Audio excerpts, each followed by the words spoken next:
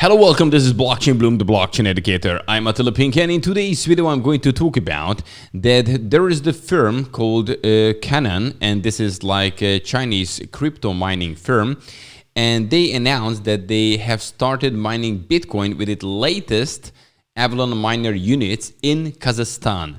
So whatever happening in China, they have moved, and other firms, Bitcoin mining firms, are also moving. So let's talk about that. The second thing is sad news that McAfee has John McAfee has committed suicide in the Spanish prison, it looks like. And well, we should definitely mention him because he was definitely a character also in the computing and also in the crypto world. And the third thing I'm going to talk about is that we had a major hack, I would say hack, because this is what the company announced. 3.6 billion in Bitcoin was vanished, but it turns out it's probably a scam because the operators of the crypto firm have also been vanished, not just the Bitcoin. So.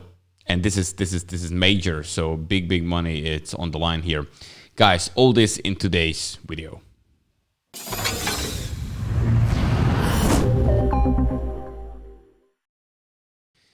And those of you, if you haven't subscribed to this YouTube channel, but you would like to keep yourself up to date, because this is important for you, actually, if you are in crypto, to stay up to date, it's crucial. You cannot do it without it. Then here's the opportunity, because I here at Blockchain Bloom bringing you the freshest cryptocurrency and blockchain news every weekday. The only thing you have to do, subscribe, bell button, and all. And then you're receiving the notifications as soon as a new video is out. And now let's see how the market looks like. So Bitcoin went down 3.5% after a small recovery in the last 24 hours, right now at $32,939 US. Ethereum is still under $2,000, $1,928, also about a bit more than 3.5% decrease in the last 24 hours. Let's check out the winners. We have Clay 43% up. We have Quant 22% up, Anchor 20% up. So we have some of the altcoins going up, but you know, it's nothing basically major. We had a significant drop in the last couple of days.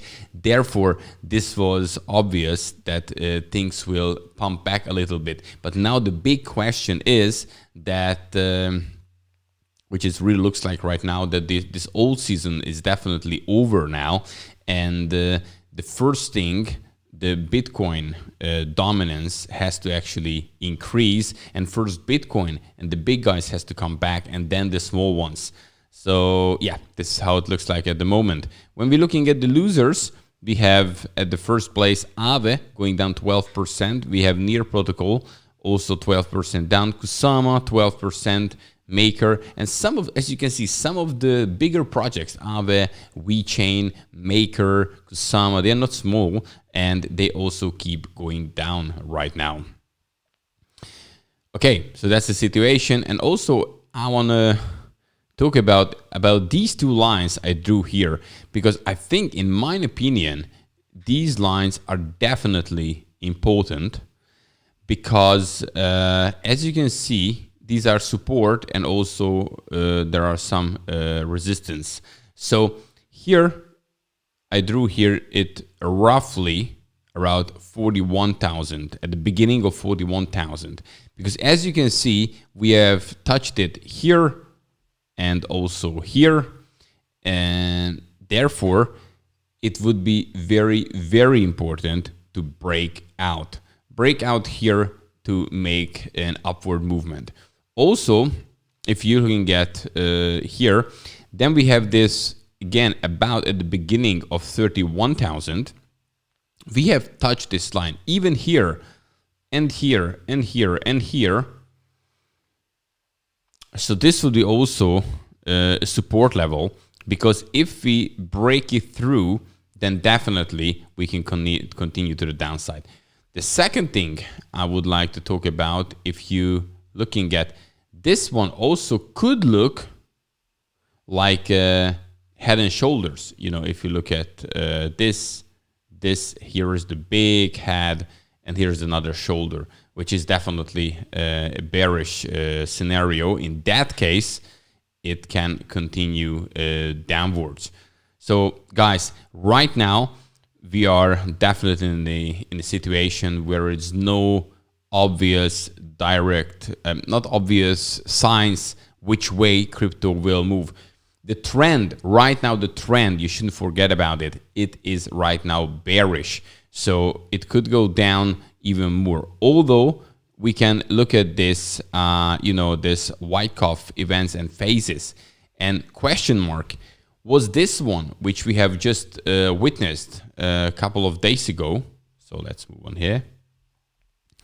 So this wick, when it went down all the way to 28,000, then was this one here, the spring. The spring, when after actually it's coming up, testing it up, and it can actually move to the next phase. But this is a question because we don't know. It can go even further down because there it will be a spring sooner or later when it jumps back. But when, this is a question. And theoretically, this also could be, because this is now after a long time the lowest point with this 28,000 something, okay? But keep an eye on it. It can go in either direction at the moment, so nothing is confirmed. Right, okay, it's time to move on to the first news. So the first one is that, there are these shutdowns, crackdown in China, when China said that in many regions they should stop mining. But there is always another plan, another country which welcomes the miners, and this is what's happening right now. So let's talk about that.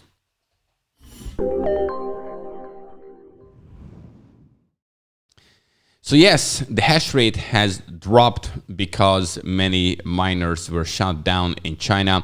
And we do know that even that Bitcoin is a decentralized digital currency, it is centralized in a way when we're looking at where in the world, locally, where they'll mine it. Because mainly the most of the miners, the big guys, are in China.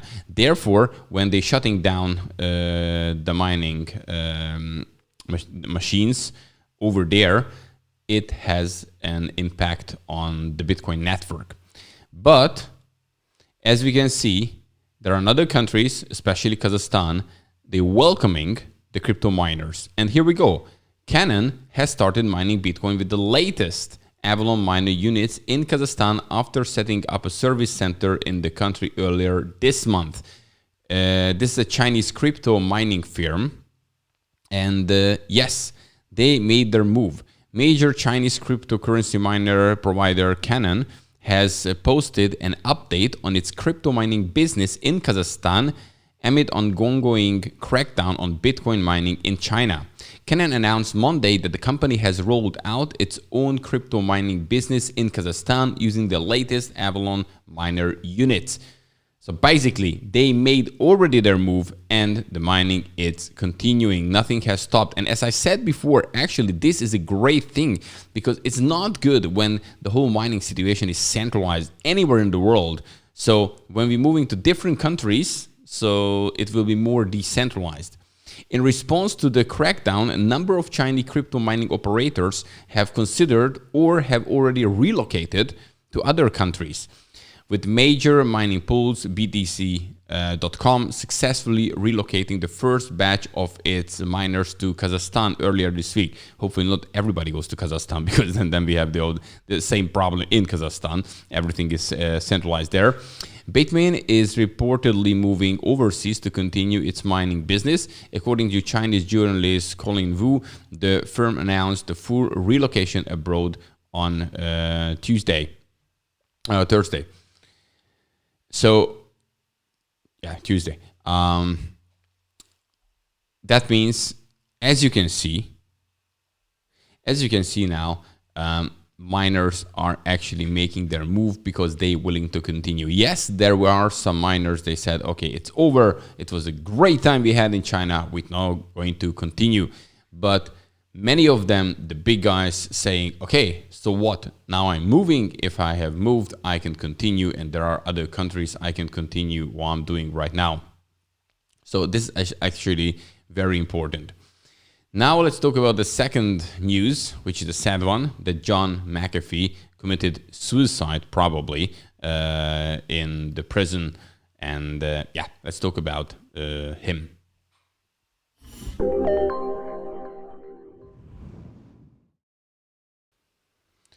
So probably if you are in the crypto business or you are in computing, you have heard the name of McAfee. Simple as that, because his name goes together with this antivirus software he developed many years ago. And actually, after he sold it, but he made an important name in this computing. And also, recently, he was in the news because of crypto. So here's this article, which says McAfee found dead in Spanish prison. And, according to an October 20 indictment by the U.S. Department of Justice, McAfee earned millions in income from promoting cryptocurrencies, consulting work, speaking engagements, and selling the rights to his life story for documentary. And he faced a total of 10 years in prison for allegedly cheating his way out of $4 million US dollar. So definitely there was a big cheat with going on with taxation. McAfee was actually arrested in October 2020 at Barcelona. And McAfee was a controversial figure in the later years of his life because, he made his reputation, actually a great reputation with the McAfee antivirus software. However, then when he sold it, his lifestyle definitely changed. So participating in alleged pump and dumps seems, as well as being paid to promote a number of initial coin offerings without disclosing those payments. So definitely, yeah, it could say that he tricked some of the people over the years with these pumps and dumps. Of course, many of them made money with it. Many of them lose money with it. But the major problem with him was that he didn't pay the tax. He actually said recently he was actually in bad shape in the prison. There are a number of... oh, sorry, this is not the one I wanted to find. Yeah. Actually, here was Charles Hoskinson from Cardano also talked about McAfee. And yes, of course, as they're saying that even if you say something, then you should say something good about someone who is not alive anymore. And there is a conspiracy theory that he said that he knows some of the secrets which he can reveal when he goes to prison. This kind of thing has never happened. So some people are saying that it wasn't him. Now, of course, they investigating, but so far they said probably he committed suicide. He was pretty much in the bad shape, as you can see his recent tweets. Today a man facing a difficult situation asked if he knew of painless way or to kill himself. That's kind of his tweet. So, yeah, he was 75 years old and definitely a well-known figure in computing and also in crypto recently, and now he passed away. Okay, I thought I should definitely mention this sad news. And now let's move on to the next one, which is a major hack, or it's not. It's a scam. Let's talk about it.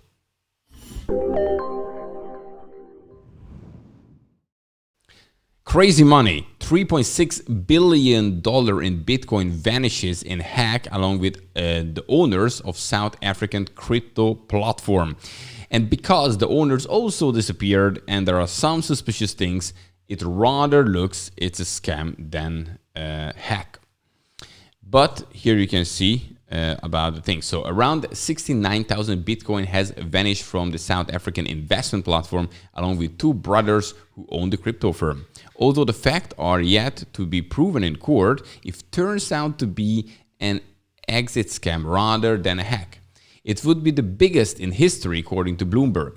There were warning signs for investors either way, with users reportedly promised return up to 10% a day. Guys, if you hear this over-promising great numbers that you're gonna get rich, you know, all these MLM, all these Ponzi schemes, all these scams, they're always promising something amazing for you, and then they trick you because then you invest your money, and this is just unreal. So AfriCrypt was founded in 2019 and operated by brothers Amir and Reese, maybe. It had reportedly amassed around 54 billion rands worth of Bitcoin, or 3.6 billion USD at the time, when it sent a message to investors on the 13th of April claiming the platform had been hacked. So first they were saying, guys, bad news, the platform was hacked. So clients may proceed to legal route, but we ask clients, please acknowledge that this will only delay the recovery process. So this was a suspicious thing, what they said. So Hanacom attorneys alleges that the brothers transferred the 69,000 Bitcoin, which is now 2.2 billion after the recent price tumble, from AfriCrypt's accounts and client wallets, and subjected the funds to various dark web tumblers and mixers, resulting in severe fragmentation to make the funds untraceable. Basically, using mixers, everything, so you cannot trace the funds. This was the aim. The brothers have been unreachable, with calls going directly to voicemail. With AfriCrypt website is also down. All signs are leading to it that this is actually a scam. And it's probably one of the biggest, or according to Bloomberg, it's the biggest in history when it comes to this crypto, because, you know, it's a lot of money. 69,000 of Bitcoin kind of disappear. And therefore, I think it's important to talk about these things, because, guys, when you see whoever is promising you, companies that using their robots and they make a lot of money for you and very great returns, always be suspicious, because in many cases they're asking for your money and they say you get it back in 2 years, so for instance, or you can of course withdraw it. You try it a couple of times, yes, it's working, you see the numbers very well, then you don't touch it, because of course, why would you if it's such a great investment, and it just goes up and up and up, and then you reach a certain point when you say, oh, that's a great money, now I would like to take it out. And then you just somehow cannot take it out. And then you're looking what's going on. Sooner or later, they say there are some technical problems and there was a hack. Sorry, we are innocent. It wasn't really us. It happened to us, and so on and so forth. But in the background, parallel, some exit scam is going on. So you have to be very, very, very careful with these things. So learn from these lessons. Guys, that's it for today. Tomorrow, I'm coming back with the freshest cryptocurrency and blockchain news. Like this video if you like this content, then also subscribe to this YouTube channel to get these videos every weekday to keep yourself up to date. And tomorrow, I'm coming back with the freshest cryptocurrency and blockchain news. I wish you an amazing day. Have a good one. Bye-bye.